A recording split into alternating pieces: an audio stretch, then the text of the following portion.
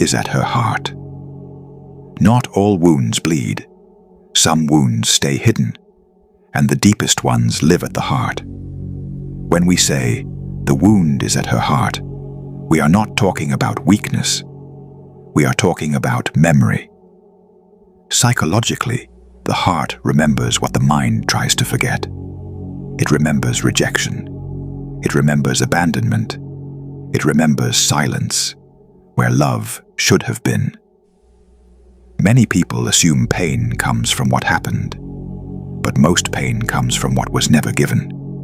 The apology that never arrived, the affection that was withheld, the safety that was promised but never felt. When the wound is at the heart, a person learns to protect themselves early.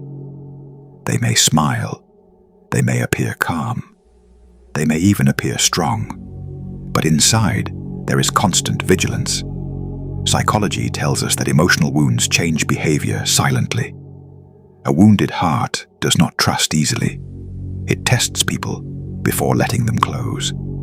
It confuses distance with control. It confuses solitude with peace. Sometimes the wound turns inward. She becomes overly self-critical. She doubts her worth. She believes love must be earned through suffering. Other times, the wound turns outward.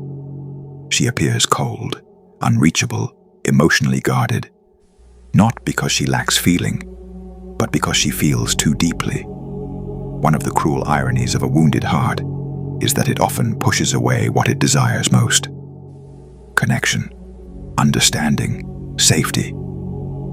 And so the cycle continues. From a psychological perspective, wounds at the heart shape identity. They don't disappear with time. They wait for awareness. Healing does not begin with forcing happiness.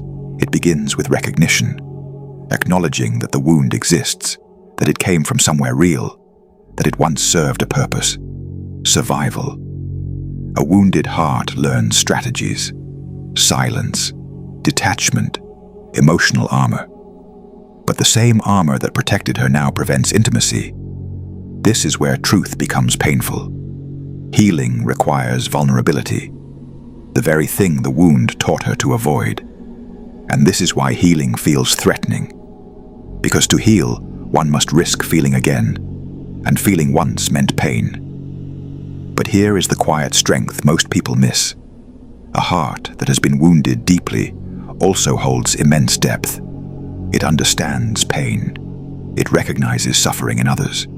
It has the capacity for empathy that untouched hearts never develop. The wound is not proof of weakness. It is proof of having felt. And with reflection, awareness, and patience, the wounded heart does not harden. It matures, not naive, not closed, but conscious. Because when the wound is finally seen, it no longer controls. And that is where real strength begins.